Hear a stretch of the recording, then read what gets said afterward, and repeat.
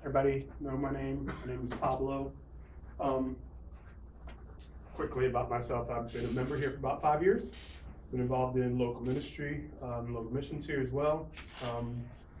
I'm presenting tonight the cosmological argument. So as you know, Eric is gone away. He's up in Michigan with Frank Turk, and they're doing some of their good, whatever Turk does, he does it well. If you ever watch his videos, they're pretty phenomenal. But that's where he is, and that's why I'm filling in. I'm also a student at SES the last semester, so I hope none of my professors will listen to this, or if they do and they like it, give me some extra credit. That'd be awesome. 10 points here or there would be great.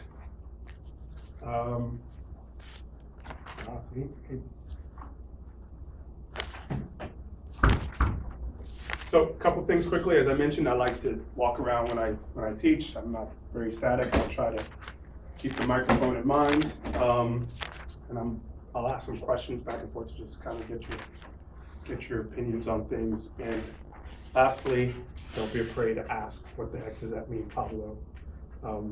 Because I may throw out some words here or there that may not make sense to you, and that's okay. I've been in this class for a little over a year. So, in taking this class, it's just kind of really got me into Christian apologetics. And here I am. It only takes you a year to teach, so keep at it, kids.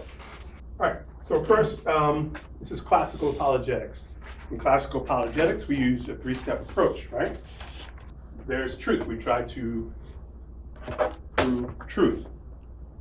Then theism. Does God exist? And if God exists, Christianity. First, how dare I? Let us pray, if you don't mind. How dare I? Let's pray. Father God, Lord, we thank you, Father, for the breath of life today. Father, we just lift your name up, lift up the name of God, the name of Yahweh, Lord. We just praise you, we worship you, and we love you.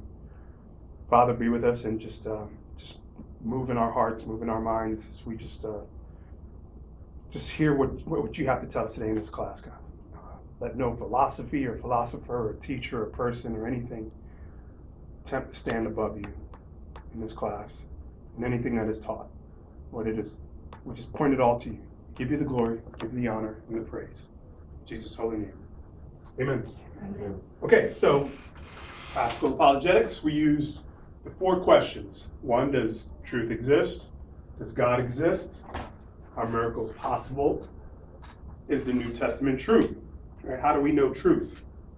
Is truth relative? Is it absolute? It's absolute. 2 + 2 = 4, right? Is that true for you? Mm-hmm. Is that true for me? Right? Is that true for the 2-year-old child who has no idea what 2 + 2 equals? Is this still truth in essence? Correct? Right? So truth is absolute. Does God exist? Welcome. That's all right. I'll dock you 10 points. So, see me after class. Does God exist? There's an uncaused first cause, and material, spaceless, and eternal. And if God exists, who is spaceless, timeless, and immaterial, powerful enough to create all things, why can he not do miracles? And if he can do miracles, like the Big Bang and creation, why can he not come to earth, die, resurrect, and so forth, right? All right, today, so we're talking in Turk's book, and I don't have enough faith to be an atheist, he does really stand on these 3 basic laws of thought. One is the law of non-contradiction, which states A is not non-A. Hey there. You too, you're in trouble. Right? The law of identity, A is A. The law of excluded middle, either A or non-A. Anybody have any questions on that? Does that make sense? When I first saw that, I was like, I don't know what that means. So the most basic fundamental law of thought is the first one, then the law of non-contradiction. You simply cannot contradict yourself. You can't say God is not God. That's a contradiction in terms. From there, you can't flow into an argument of any kind. You cannot contradict yourself in a statement, in an argument. Well, a lot of people get detention. All right? You want me to take their names now? Yes, please. I've got a teacher's pet already. So God created the earth. He did not create the earth. That's contradiction.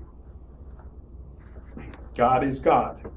That's the law of identity. God is God. A is A. God cannot be Satan. And the law of excluded middle pretty much means God is either God or he is not God. Does that make sense?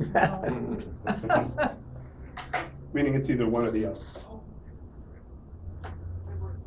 So 3 arguments for a theistic God. There's the beginning, cosmological argument, design, the teleological argument, thank you, and the moral argument. And today we're going to look at the cosmological argument. And there's 2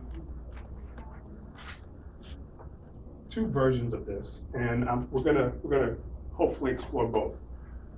So in the book, we look at the cosmological argument. This is called the horizontal cosmological argument, really popularized by William Craig, who calls it the Kalam cosmological argument. It was used by Muslims to establish Islam or Allah as a god, right? So it's called the Kalam cosmological argument. It states such: everything that had a beginning had a cause. The universe had a beginning, therefore the universe had a cause.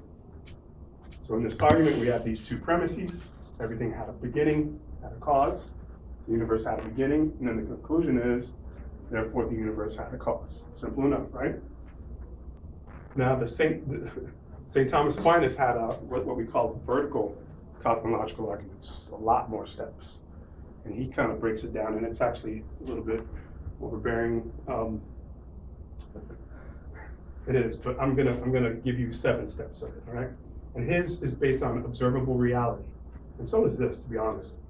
So first step is something undeniably exists. Nothing cannot cause something. Make sense? Something eternally and necessarily exists, meaning something is the cause of all things and necessary for existence now. I am not eternal and necessary. Whatever is not eternal and necessary needs a cause. Step 6, therefore there is an eternal and necessary cause of my existence. But I am a personal, moral, and intelligent being. And this last statement in his argument just really implies how he's gotten his nature through God. But I threw that up there. Actually, I didn't. But this is the cosmological argument that we're really going to spend some time on today. The universe had a beginning. When you were growing up, what did you think about the universe, how it began? Did anybody think of? Can you remember that far back? Some of you? God created it. Oh, God created it? Okay. All right. But obviously there was always a divide, right? The universe is either infinite or it's finite. Well, for a long time, atheists believed that it was self-sustaining. In 1916, Einstein didn't like the findings in his own theory. He established the general theory of relativity before he published it in 1917. He wanted the universe to be self-existent and static. And the theory of relativity, anybody know what that is? I think we do. Is it the E equals mc squared? Mm-hmm. All right. What does that mean? Energy So is the mass times the speed of light squared. So, right, what does it say in layman's terms? Energy Everything and that matter are exists. interchangeable. Okay, Is that, close, yeah. all energy we start with is all we have to work with. And so, as he said, it's interchangeable. Okay, let's think about it in regards to the beginning of the universe. In Einstein's theory of relativity, he surmised that the universe, time, space, and matter all had a common beginning. They're relative to each other. One could not start without the other, or actually that's it. They all start at the same time. Okay, time, matter, space. Now, when he discovered this, he was really irritated. And he was like, "Oh man, this This is a starting point of the universe. I really want it to be infinite or self-sustaining. And so he published his letter and he put it out there and he punched some numbers to kind of hide the fact that his theory of relativity was proving a cosmological beginning. In 1922, Alexander Friedman, he publishes his expanding universe model and he exposes Einstein's fudge factor. That's what we're calling it, fudge factor. That's one. And in 1922, Dutch astronomer Willem de Sitter found general relativity required the universe to be expanded.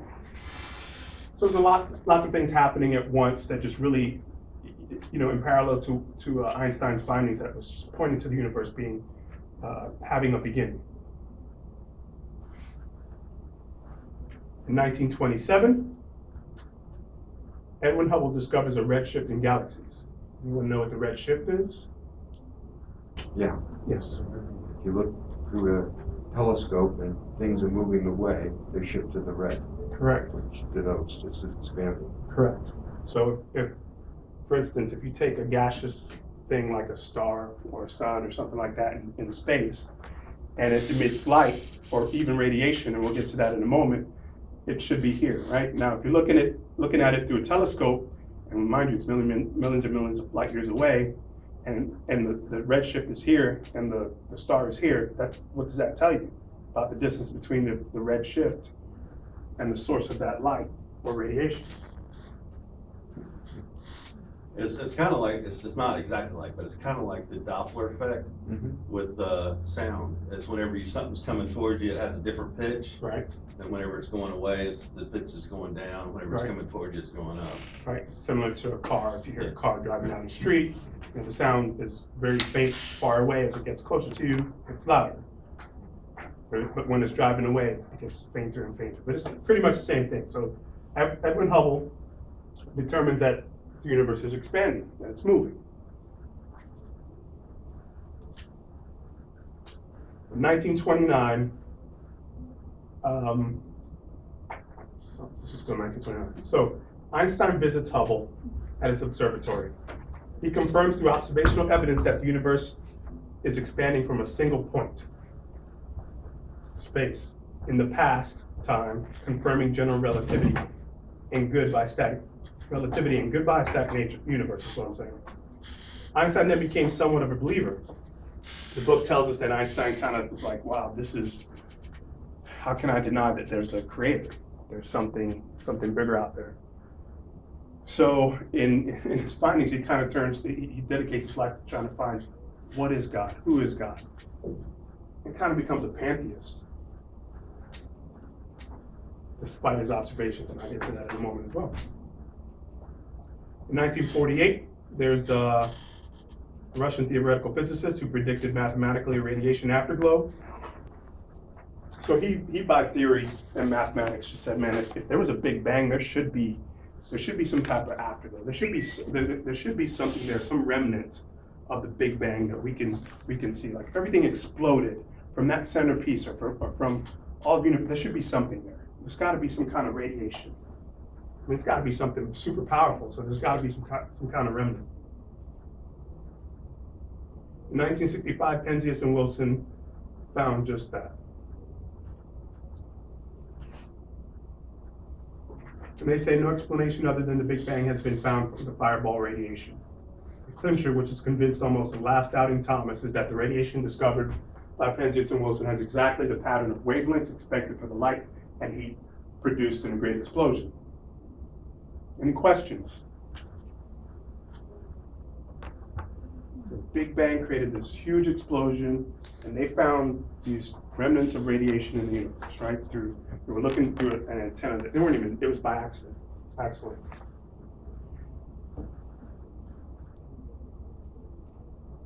So did the universe have a beginning? What does science say? There's the second law of thermodynamics. Anybody know what that is? No? Second law of thermodynamics just pretty much says that the universe is losing energy. Right? It's the law of entropy. So what does that kind of tell you? Let's say if you're It's not quite the same because there's resistance in a pool. Let's say you're in a bathtub or in a pool and you have a ball right next to you, right? And you push it out. Probably at first it's got more speed, and as it flies out, it probably has less speed. Pretty much what that is. So there's less energy as it moves away from the source. Does that make sense? Okay. The universe is expanding, right? Hubble, the radiation afterglow, we know that. And Einstein's theory of general relativity. And I think there's supposed to be a G in there, isn't there? In the book, it's surge, not sure. Galactic sea. Yeah. So, and let me just shift the blame here. These are Eric's slides. So there's no G. He forgot the G. Shame on you, Eric. So what does philosophy say? Did the universe have a beginning? The impossibility of an infinite past. Hilbert's Hotel. Anybody know what that is? Yes, you do? You think you can explain it? No. All right. So David Hilbert. Infinity. Yes. So David Hilbert, I think he's a philosopher, pretty sure. So he says, all right, imagine this. Imagine a hotel with infinite rooms, right? And it's occupied by an infinite number of people. Mind you, human flesh people occupy this hotel with infinite number of rooms. And he says, all right, one person wants to come in and check in. But he says it's no problem. He says, I can check that person in. So he moves person in room number 1 to room number 2, person in room number 2 to 3 and 4, and so forth, out to the end. And so by doing that, he creates a space for that new person in this room in this hotel with an infinite number of people. Anybody see any issues with that?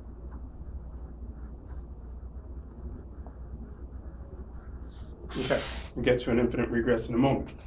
He also states that if his hotel was still packed and an infinite number of people came, he could accommodate them too as well. Right? You can just take a person in room number 2 and put them in room number 4 and number 4 and number 6, and by moving every other person, he will create a space, mind you, ad infinitum, infinite, whatever word, what's the term? Infinity. Thank you. He can actually fill the hotel up, no problem, and everybody be accommodated. Anybody understand? Can tell me anything that's wrong with that? An infinite number of rooms. There's a couple things wrong with it. You got 2 infinites because you end up with an infinite number of people and then an infinite number of rooms. Okay. So you can't have 2 infinites. All right.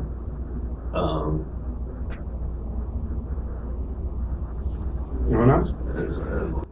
Let me put it like this. If I have an infinite number of books, can I add to that infinite number of books? You can't have infinite plus 1. Right. If I take away from that infinite number of books, does it stop becoming infinite? When does it stop becoming infinite? There has to be a beginning and an end to all things. It's implausible. The 2 runners. So there was a Greek philosopher by the name of Zeno. Anybody know what this is? The Achilles paradox. So he says that Achilles, let's say he sees a turtle, right up, maybe he sees a turtle up there. He goes to catch up, he runs up to catch up to the turtle. So in order to catch up to the turtle, he has to run to where the turtle is. But if the turtle's moving, he won't be able to pass the turtle. So when he gets to where the turtle is, and he discovers that the turtle's already moved, he goes to run after the turtle some more. By the time he gets to the point where the turtle is, the turtle is still walking and still moving. There's a progression there where that assumes that he can't ever catch the turtle. Does that make sense? Is it because the turtle's running? Why didn't we catch the beginning? Yeah, I'm sorry. So the turtle is running as well. It's a race. Right. Let's put it that At way. the same speed. There's no specification of speed. It would have to be the same speed for them to never catch up. Well, he's going to where the turtle is Right. instead of where it's gonna be. Even if the turtle moves a foot, Oh, I see what you're saying. you understand? So it's kind of like on a graph, if you are trying to figure out between two dots, Mhm. and you cut it in half, and then between those two dots, you cut it in half. You can cut in half forever by Mhm. zooming in on the grid. Right. There is no end to cutting between two Right. dots on the Right. line. How does, where do we start and where does the race end?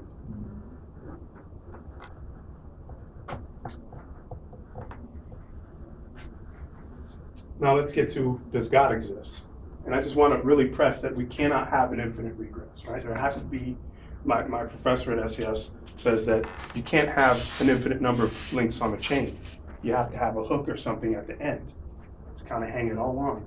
Otherwise the chain goes forever. You'll never get to the beginning of things, and you'll never get to the end, you'll never get to now. If there's an infinite beginning, an infinite end. Does that make sense?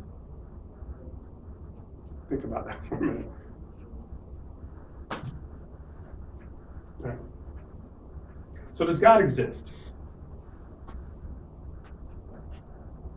Exist through itself. All right, there are only three possibilities to explain something's existence. It either exists through itself, it's uncaused, right? It just is. It exists through another, it is caused by something else. No, let's stop there. If something exists through itself, is that possible? Can I cause myself to exist? No. Exist before. I'm sorry? You had to exist before. That's right. Logically, I would have to exist prior to my existence to make myself exist. Right? So nothing can exist through itself. Can we exist through another? Yes. Right? Can we be self-caused? It's kind of like what we were talking about. And I'll get to this in a bit, a better explanation with an apple.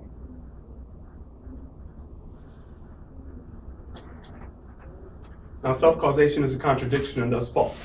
Left with only two possibilities by which to explain the existence of something, things either exist by virtue of what they are, or they are caused to exist by something else.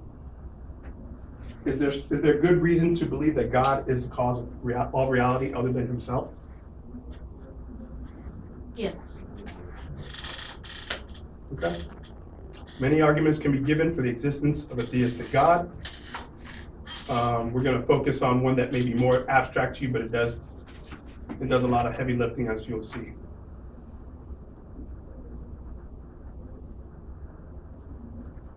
I'm going to get to another example. Okay, so a train. Let's look at a train. There cannot be an infinite number of causes. What's causing this train to move? If that's an infinitely looping train. Where's the beginning? Where's the cause?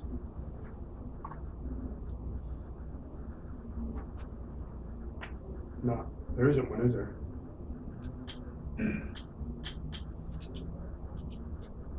Okay, so there cannot be an infinite number of causes. Cannot be an infinite number of causes are themselves receiving existence. Again, this is Eric's handwriting. I'm not typing. Therefore, there must exist an ultimate cause. Let me see if I can slide this in. Whatever is meant by God, we at least mean the self-existence cause of everything other than himself. All right, so I guess what this boils down to is there cannot be an infinite number of causes. Remember, there must exist an ultimate cause for all things to exist. So if we're looking at a train, something has to start that train from going, right? Has to start it going. Cannot, in and of itself, make itself go. Okay, let's get to the nature of God. And I'll get to that in a moment now with an apple illustration. I think a much clearer one in a moment. So the nature of God. God's essence and existence are identical. Anybody understand what essence and existence means? Okay. God is uncaused. He's an infinite being. He's unlimited. If you could think of God as kind of like a balloon, and even that is kind of a bad illustration because that's putting God in a balloon type, in a sphere. But if you can imagine God is a balloon and the air inside, if you were to let all the air out, that's his essence. So pure being, he's also pure being. He is simple, he is one. He's unchangeable, right? Can we change God? Can we change his mind? Can he change in any capacity? The Bible says, I am the same in the beginning. And it's impossible to be more than one. There's no way, there can't be multiple gods. Anybody know why there can't be more than one God? Or more than one all-powerful God? Because, well, something has to cause the other one, right? That's a good one, yeah. If he has all the power, then you can't have two people that have all the power. Yeah. Only one person can have all the power. Yeah. I mean, if you have the first two people have all the power, then they each have half of all the power. Okay. Yeah. So there wouldn't be an all powerful. Okay. You can't have two infinites. Right. You can't have two infinite regressions. So if there's two, how do you distinguish two all-powerful gods? You can't, right? There has to be something that sets them apart. If something sets them apart, something identifies them as different, then what is that? Does that makes one of them less than all powerful? That makes both of them less than all powerful, to your point. Right? There has to be something that distinguishes them, something that makes them different, something, who knows what it is. Like, you go back to Greek theology, right? There's all those gods, the pantheism or what have you. They can't all be all powerful because one would lack something that the other has, right? By definition, that's just not all powerful. And God is personal. Right, so we got to that, sorry.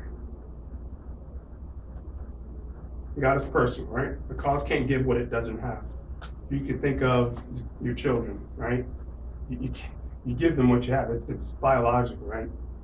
It's the same with the spirituality, with the spirit of being. You can't give what you don't have.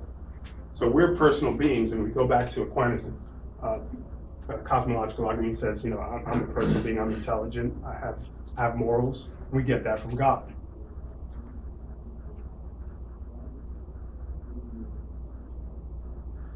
And then there's kind of a weird. So here we go with the apple demonstration. I hope this makes more sense for you guys. What is being? Back in about 515 BC, there was a Greek philosopher by the name of Parmenides, and he was looking at being. Right? He was saying all things are the same in being. There's only two ways to differ. Right? By being or being nothing. And you can close your eyes for a minute and think of nothingness. Just think of not being. You open your eyes for a second. Even what you're imagining in your head is a mental construct. That in and of it, that also is not nothing. Nothing is just absolute. Just nothing. It's kind of hard to imagine. So that's how Parmenides kind of thought of being. He was like, everything either is or it isn't. And if God is and we are, then we're all the same. Right? We're all the same in terms of being. That's where you kind of get pantheism from. Does that make sense? That was his thinking. Then about 1700 years later, Thomas Aquinas, he says, well, being is not that simple. It's not just being or not being. He says he was using a univocal or an equal meaning of being versus analogous meaning of being. All right, and he started with a kind of a starting point with reality.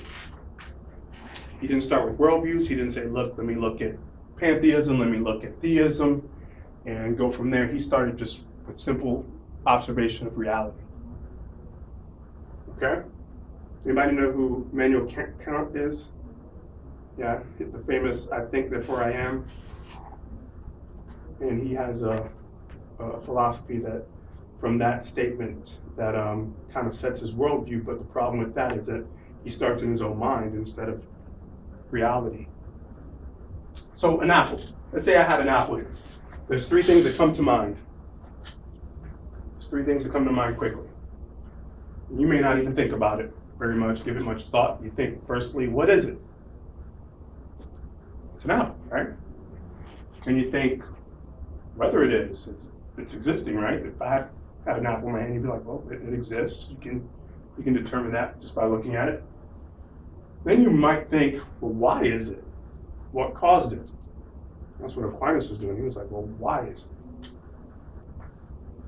Now we notice if we have an apple and we look at it long enough, we notice that the apple changes, right? How does it change? It's rotten. It's rotten,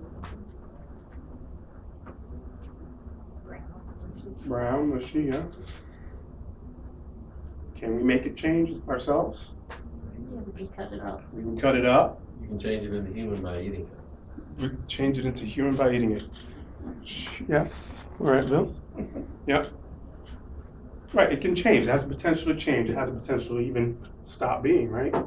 It can change colors, all that good stuff. So we can determine that by looking at it, that apple changes.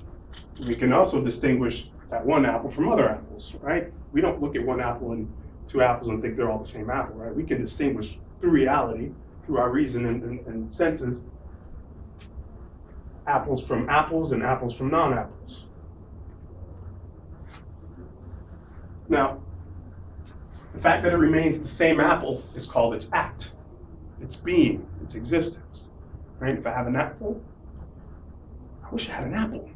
Seriously, I was like, man, I should stop by Walmart. So I wish I had an apple. If I was holding it in my hand, that would be its act, its existence.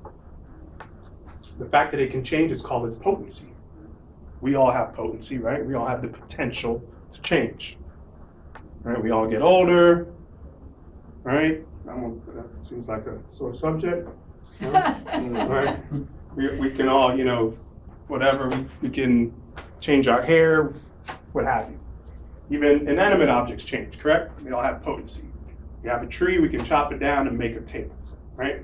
Everything has a potential for change.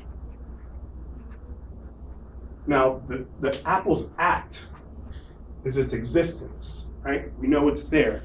What's causing it to exist? Right now. Let's say this podium. What is causing it? What is causing me to exist right now?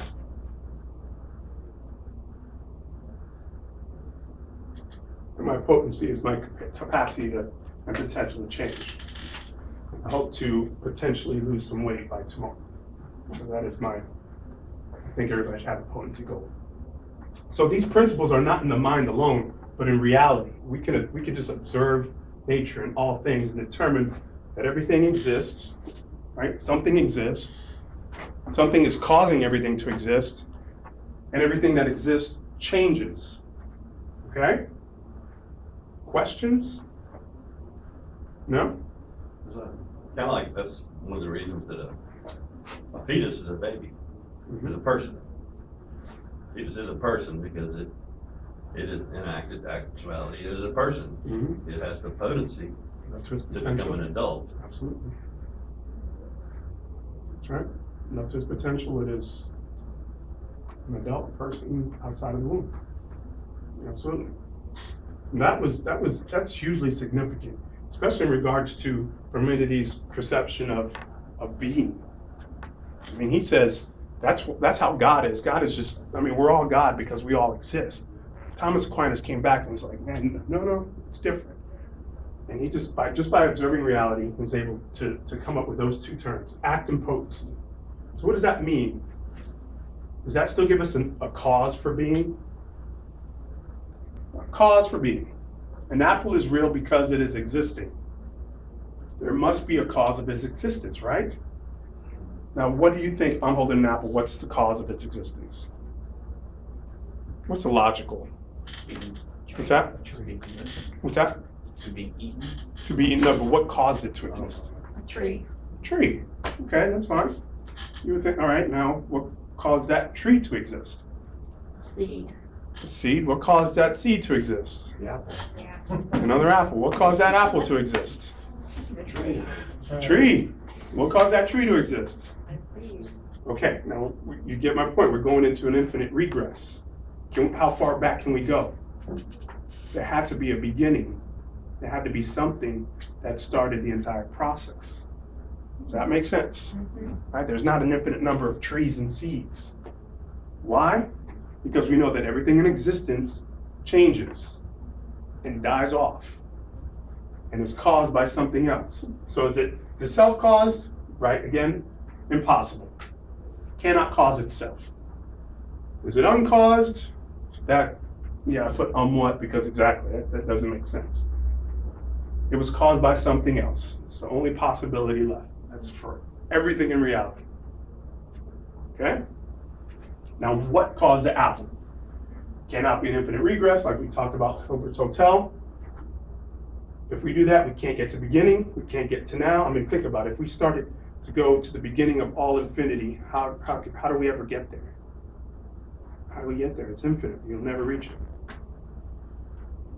And and that infinite regress cannot account for the apple existing now.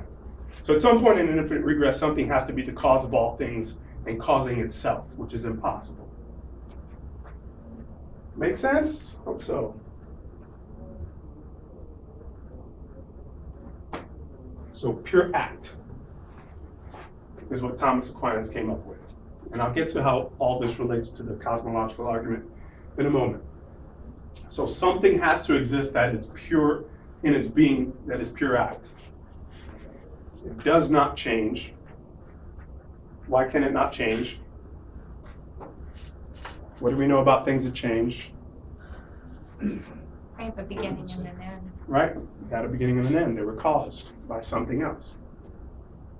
And whatever this thing that is pure act is being and is existence, it is necessary. So if we take God, if we take God and we just remove him out, we all cease to exist. Remember, I love how that Bible verse says that, he holds all of creation in his hand. That's exactly it. Without him holding us together in existence, he is necessity. He is necessary for all existence, or whatever this being is. I'm already jumping the gun here and calling him God. So because we as we just observe, everything in reality has potential and changes. Because as we just observe, everything in reality has potential and it changes, and it is cause and has being. So here we see God as being and pure act, and this is everything else, pretty much everything in creation, right? There's nothing in creation that we have observed that does not have act, that doesn't exist, right? And doesn't have the ability to change. Even a fortified tank with all kinds of, it's going to change at some point. It's going to rust off. It's going to dissolve. It can be disassembled. Everything changes. Does that make sense? Yep. All right. Good. So how does this relate to the cosmological argument?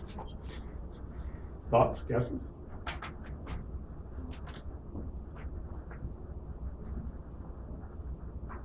So everything that had a beginning had a cause. The universe had a beginning, therefore the universe had a cause. Right, so the universe is no different than an apple, right? Just a Absolutely. grander scale. Right. Absolutely. I mean, what is the universe comprised of? Matter, right? Atoms. Right, atoms, matter, look at the elements there. All that came into being from something. It didn't just exist out of nothing.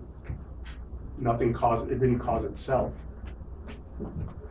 So therefore, the universe had a beginning. And the universe had a cause. Now it doesn't necessarily prove God of the Bible. I'll just say that Genesis 1:1 kind of lines up with that nice and neatly, doesn't it? I don't think any other book does that, does it? Everybody know the Quran?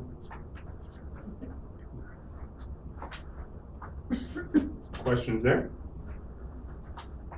I don't have 2 more slides, folks. Come on. So the first 4 words kind of line up with what you're talking about, act and potency. Mm-hmm. The first 4 words of the Bible is in the beginning, God. Right. You know, it's showing that there's a pure actuality before it. I mean, there can't be any potency because before there was anything else to be, there was only God. Right. I heard somebody said one time, if you can get past the first 4 words of the Bible, then you can believe anything else in it. That's right. So why can't miracles happen when creation in and of itself is the first miracle? You can believe that. Why can't you believe everything else in the Bible? And that's not to say you should believe everything without reason, right? Because, yeah, I'll leave that one. But Eric always says you can't take the Bible at face value for everything, right? I believe that as well. Right? We know that God doesn't have body parts, right? We know we can't change God's mind, even though the Bible implies we can change his mind. Correct? Lots of blank stares. Yeah. Is that true or no? You think you can change God's mind?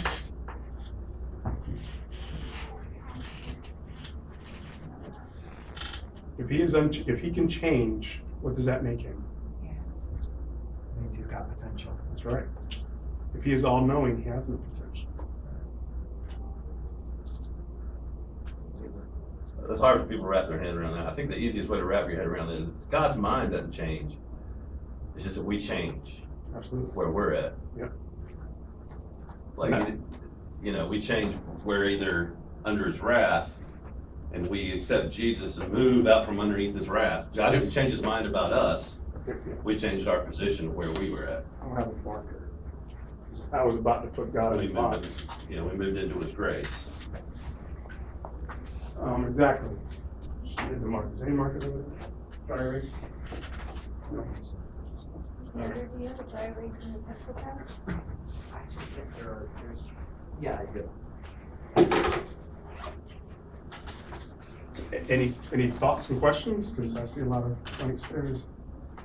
So think about this. When we say prayer, we're going to pray to God. And again, the Bible does imply that when we pray to God, he changes his mind. Is he really changing his mind, or is he just waiting for us to change our position in relation to who he is? All right, so here's God. Again, I'm going to put him in a box. I'm not supposed to do that. Right? Name some attributes of God. Holy, just, Omnipotent, omnipotent, omnipresent. omnipotent. That's how you spell that, right? Mhm. Omnipresent.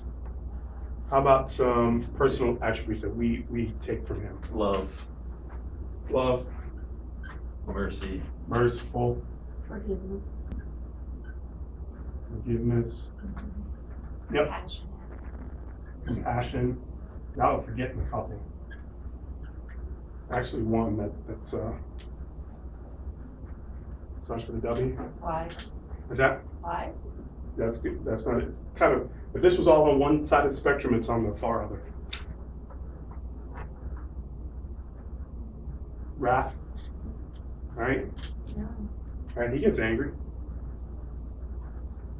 In a manner of speaking. Let me check that. All right. So here's us. Right? He is all those things. All the time. He is all those things all the time. It's us when we pray and when we live our lives, dependent on where we stand under any one of those things, right? He doesn't change. He's always the same. That's God in a box for you.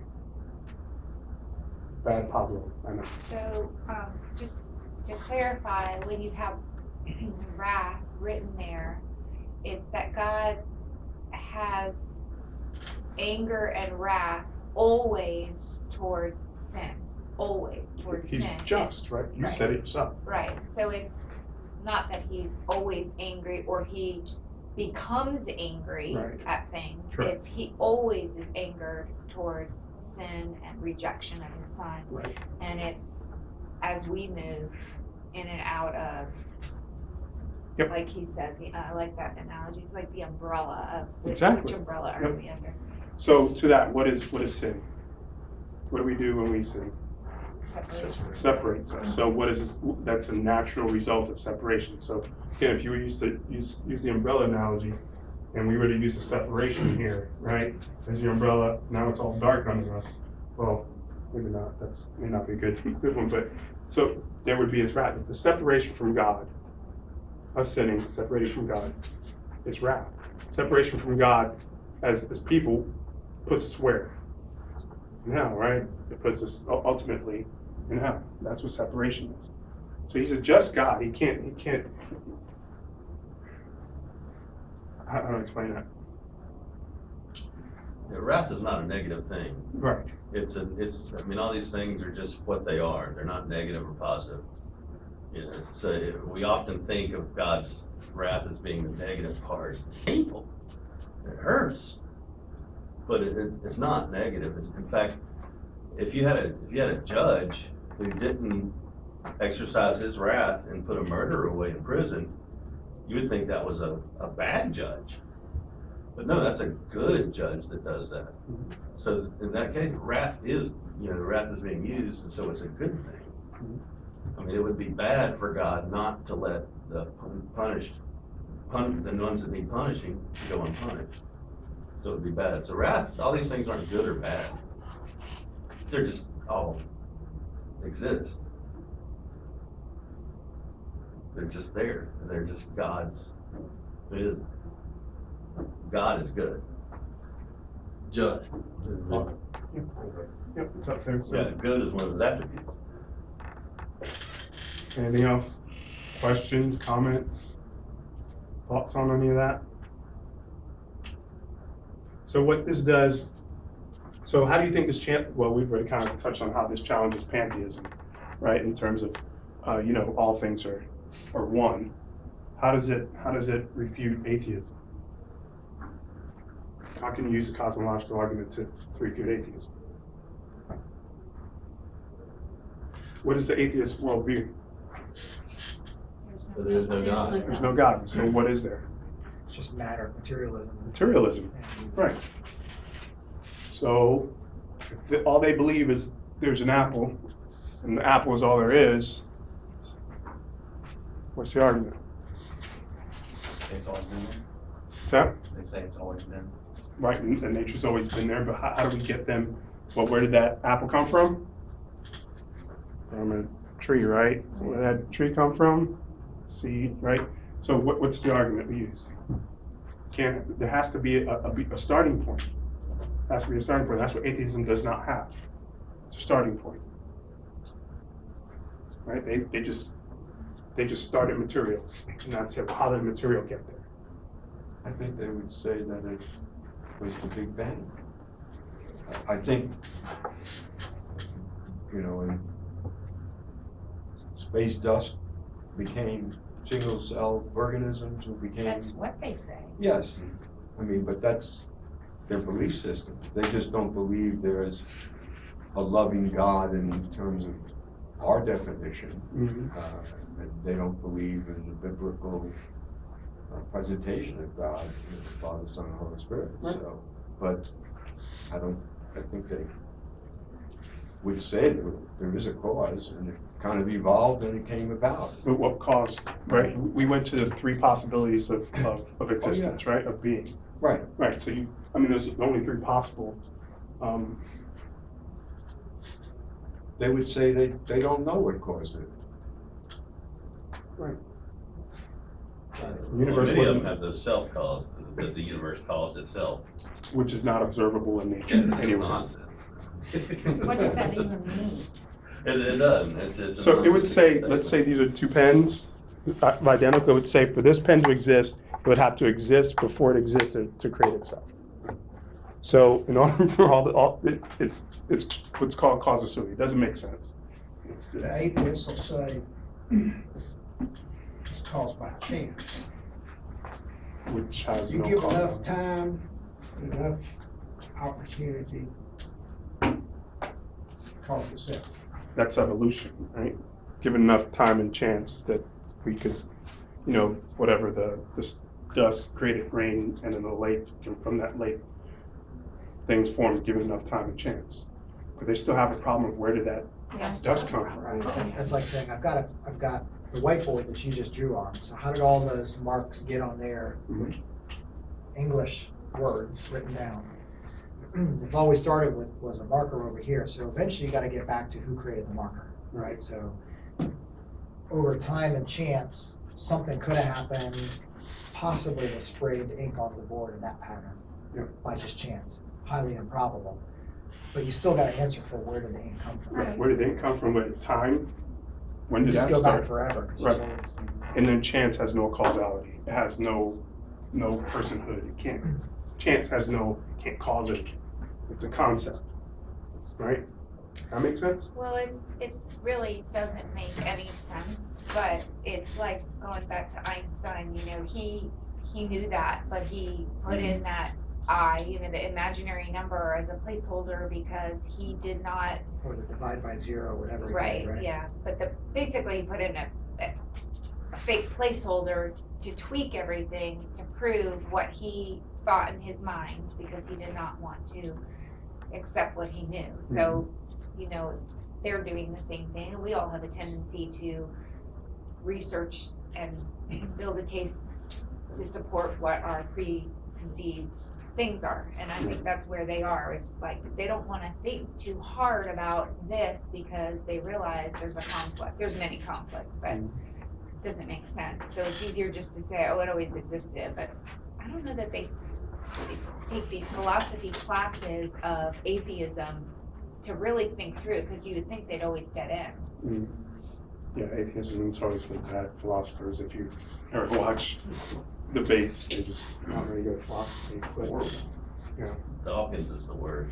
yeah, Dawkins, he's the one who says, you know, Christians should be mocked for their faith. What did he say? Which They Daw- should? Yeah, we should be mocked for our faith. Right? So I actually encountered one online. They said, you guys should be mocked for believing in tooth fairies and stuff. I don't believe in tooth fairies. Where do you get that from? It's not what I believe in.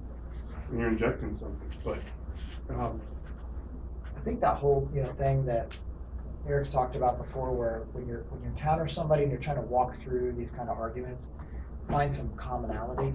So we can agree with them that if they say, well, there's all this evidence for a Big Bang. Okay, well, let's talk about that. So you see evidence of this radiation, that this energy that's exploded outward, the universe is expanding. I can agree with you on that, right?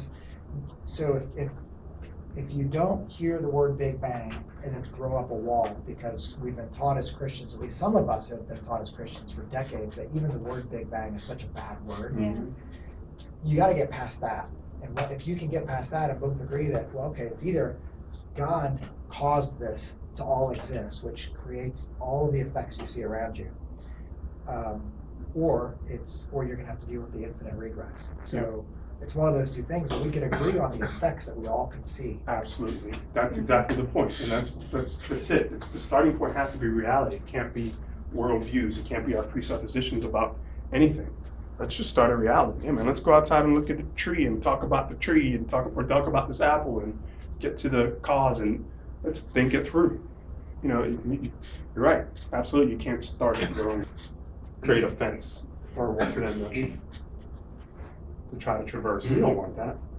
Well, and it seems to me if you can walk through those examples, back to the last slide that you showed where it was the cosmological argument, and if you can get them to see and agree, if they're open-minded, I would think that they would recognize, okay, yeah, therefore I get it. The universe had a beginning, it had a cause. I mean, really, if they get there, they're already, they don't know it, but admitting there's a God because there's a cause. And whatever that cause is, or looks like, or is defined, is something outside of that, which is God. They may not know that it's God in the Bible, but they're admitting it's a cause because that is something that is existent outside of that. I believe it's Richard Dawkins and looking at the intelligent design argument, and you know all the if you got what's the name of that video, Unlocking the Mystery of Life. I don't know if you ever watched that. Go watch it. It's phenomenal. It's got Behe on it, who wrote Darwin's Black Box, and it looks at things like the bacterial flagellum and the blood clotting system. Let me get that for you in a second. It's on YouTube, so it's real easy to find. But even he says, yeah, the evidence for intelligent design is pretty amazing. You know, it's hard to refute. Who says that? Richard Dawkins. He says, you know, it does look like there's a designer. And if, I mean, you want to call it God, that's fine, but I'm not going to call it the God of your Bible. And I'm paraphrasing. Don't quote me on all that, but it's called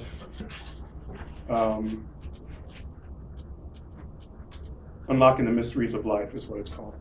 You can watch it on YouTube. It's about an hour long. And it's got mathematicians and philosophers and all kinds of agnostics and things like that. But it's phenomenal. And it's phenomenal. And that's kind of where you kind of can inject. I know there's a real moral issue in looking at the God of the Bible and saying, yeah, I'm gonna submit for anybody, right? Especially an atheist who's probably put his foot in the ground for years. I think it's more than the submission issue, although that is a big issue, I think. I think the other big issue is they tend to look at human suffering and human injustice and find it hard to believe there's a loving, caring God because of what they perceive as the randomness and the pain and suffering on earth. Yeah. I think that's a big issue for a lot of people. Right, we talked about Charles Darwin. That was his hang up, and seeing his daughter die. Who else was? As a Christian, I have the same issue. You know, I sometimes that's the source of some of my doubts. I sometimes have a hard time with a God that would create something that He knows, that bring into existence something that He knows is going to suffer eternal torment in hell. I mean, I know the answers to get away from it, but I do have that problem. That creeps and doubts to me. So you're right, I do understand that. What are the answers you give yourself? Well, God actually never sends anybody to hell. Everybody's there by choice. By choice. C.S. Lewis said the door to hell is locked from the inside. Interesting. My own observation in the Bible is that the rich man and Lazarus, and is that throughout all of it, the rich man never asked to be released from hell. He only asked for relief. He never said, "Get me out of here." He only said, "Just give me a little bit of water," because he didn't want. I mean, he knew those were his choices: there or being with God. And it would be a bad God that would make somebody who doesn't want to spend eternity with Him to spend eternity with Him. Yeah. Turk has an argument out there that says, you know, ladies, he uses women as an example. He says, if there's a guy who's pursuing you over and over and over and over, and he says he loves you, but you're not interested, right? You're not interested. And he keeps pursuing you and he says he loves you. You know, if he really loves you, would he leave you alone? Would he? You know, would he respect that from you? Of course he would. That's kind of what God says. He's like, I'm pursuing you. You're going to go to hell over my dead body, literally, right? And I want you to be with me. But love by definition, right, cannot be forced. It's a choice. Love by definition can't be forced. So He gives us the option. Now, no, I agree. And you can get into predeterminism and all that stuff. And if you're a Calvinist, then they explain that for you. But I mean, for me, it's like, how do I know God is sovereign, and all those who died who are innocent are in His presence. The Bible says to be out of the bodies, to be in His presence, right? I mean, it's funny you said that about Calvinism, because I'm not a Calvinist. By any time, I'm the opposite of a Calvinist. But it's Calvinist belief that creeps in and causes my doubt. Right. That's one way that I'm messed up. You have a question? Oh, no, I just wonder if you were talking to someone, or how do you answer that? Which question is that? Well, you know, why is all this bad here and there's already not? I mean, what is the answer? Well, I mean, if we look at it biblically, right? If we use a worldview, then we look at the fall, right? The fall explains pretty much why we're in the shape we're in and why we do the things we do. But here's the thing about, even if you don't use the Christian worldview, the problem of evil exists for anybody. It exists for atheism as well. It exists for pantheism. It exists for everything. So it's not like they can escape it. So I mean, that's a kind of how do you explain it as an atheist? Typically, atheists will say, "Well, it's lack of education. People are just ignorant." Well, shouldn't we have evolved by now? You know, to not kill each other and whatnot. No. An argument a lot of them use is like Isaiah 45:7, when it says, "I created," you know, I believe it says evil, or lets evil. I let evil go on. Mm-hmm. But if you look before and after it, you know, it pretty much says that he allows it to go on, but don't think for a second that he can't stop it at any time. Kind of in a nutshell. Book of Job, one of my favorite books. Right? You remember? I think we studied this together. Book of Job, phenomenal book. So what happens in the beginning? Anybody remember? God is up in heaven. Who comes up to slink up next to him? Satan. And he says, look at Job. You know, he goes, the only reason why he loves you is because why? Things are good for him. Says, I bet you if I messed with his life, he would renounce you. He'd turn his back. What did God say? Go ahead. He said, go ahead. He said, just you can't kill him, you can't harm him. So Satan goes out and, you know, wipes out his family, wipes everything else, you know, takes everything from him eventually through the entire Bible. And Job has it, you know, for, 80 chapters, has an issue with God and, you know, lashes out at God. And what does God do in Job? At some point he stops, appears in a whirlwind, says, look, man, I am the God of creation. He goes, I know I created this and I created that and I was there. And, you know, he establishes himself as Lord God and Creator. Pretty much sets his sovereignty.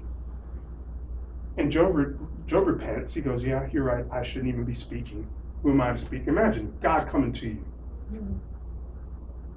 Let's just take our problems for a moment. Honestly, for a moment. Everyone, take our petitions, our issues, and put them up next to God.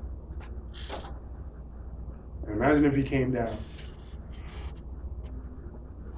What do we do with it? He says, I can't speak. Right? But what does God do at the end of the Bible, or of that story while he's alive? He restores him threefold. Because not only does he restore his cattle and his family, when Job dies, guess who he gets to be with? The family that died initially. In the beginning of the Bible, he gets everything back, and then some. So, I mean, is that an argument? I don't know. I mean, that's through the Christian worldview, but I mean, is it? The Bible's powerful. It's another way you could respond to that. You know, people talk about how could God allow suffering and pain. I think for us, you know, in this secular world, you don't. Not such a secular world, but this secular world, I think it's easy to get wrapped up in why we even be, what makes us think that we're even deserving of what we consider good. And I think it all goes back to we deserve absolutely nothing. And so when you say like it's not fair that would happen, well, it's not fair compared to what you see as good. But you know, to the fall at the beginning, we don't lose anything from God. So because we live, how does like a 3-year-old get cancer and die? How is that allowed? Well, there was no. Why would that 3-year-old even deserve to have lived to be 3 years old? I don't know if that made any sense, but that's something I think. Yeah. Any thoughts on that? So I could probably say it more eloquently than I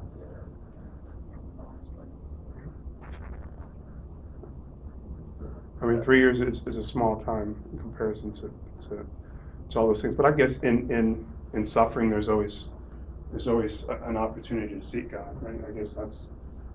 That's definitely a Christian worldview thing, because you know it's going to be with Jesus forever. You know? That's a mighty beautiful thing. But what does an atheist? What's the moral argument an atheist has? But yeah, well, how do you even know? what's good and what's bad. Right, how do you even know what's good, what's bad? I mean, if we're all animals and we're all just material and we're all just flesh and we're all just evolved monkeys, and monkeys go out there killing, I mean, you see it, watch a Discovery Channel, watch chimps killing their own babies. I mean, what's the difference, right? That's the atheistic worldview if you want to take it that far. But of course not. They have consciousness written on their hearts. Revelation, natural revelation in Romans 19:20. It's there. And they say it's not. They say, oh, it's just evolved. We just got these evolved because it's just good for society. But, that there's never, that there is no real good and evil. Yeah. Well, I don't believe it. After 65 million years, monkeys are still monkeys, and there's still 70 million differences in the genome between a chimp and us. And again, monkeys are still monkeys. So evolution is just a bad argument, in my opinion. Yeah, the best argument I've heard about why there's about suffering is, I think it wasn't Ravi Zacharias, but it was one of his people said that he will ask people if they're a parent, and if they are, he'll say you and your spouse before you had a child, you talked about it, you decided to have your child, but knowing that when you did, it was going to suffer and it was going to have pain, but you still made the decision to have the child. So that's kind of the way that they kind of explain the way God looks at us. Why would he? And want us he's to going be to here? die one day. Right. The ultimate suffering. He's going to have it's a going to physical die death. one day. So that's a kind of a good way to look at it, because most people who have kids, they can relate to that. And if you break it down philosophically for him, to exist is better than to not exist. And to exist and have a hard life, and have a tough life, and have a miserable life is way better than having no life at all. I mean, some people will say, well, people commit suicide and stuff like that, but usually people who commit suicide don't really have it the worst. The people who really have it the worst are the people who have persevered through that kind of stuff. And that's another one of my arguments against abortion, is that abortion is somebody saying for somebody else that no life is better than a hard life. But if you take somebody at the end of their life that's had a miserable, terrible life, and you ask them, you have a hard life here, and I have the power to snap you out of existence. Would I do that? Would you want me to do that? If I just snap your fingers and you never even existed?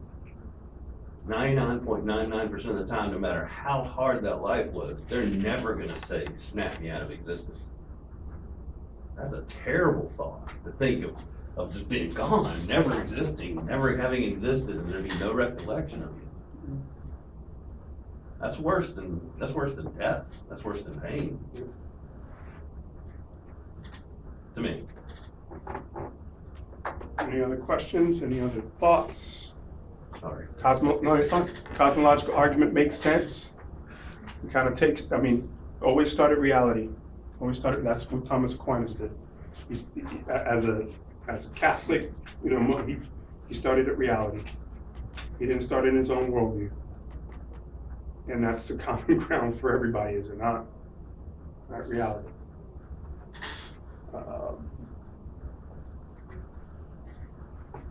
Anything else? Any questions on the book? All right. Well, that's pretty much all I have, guys. That was fast, wasn't it?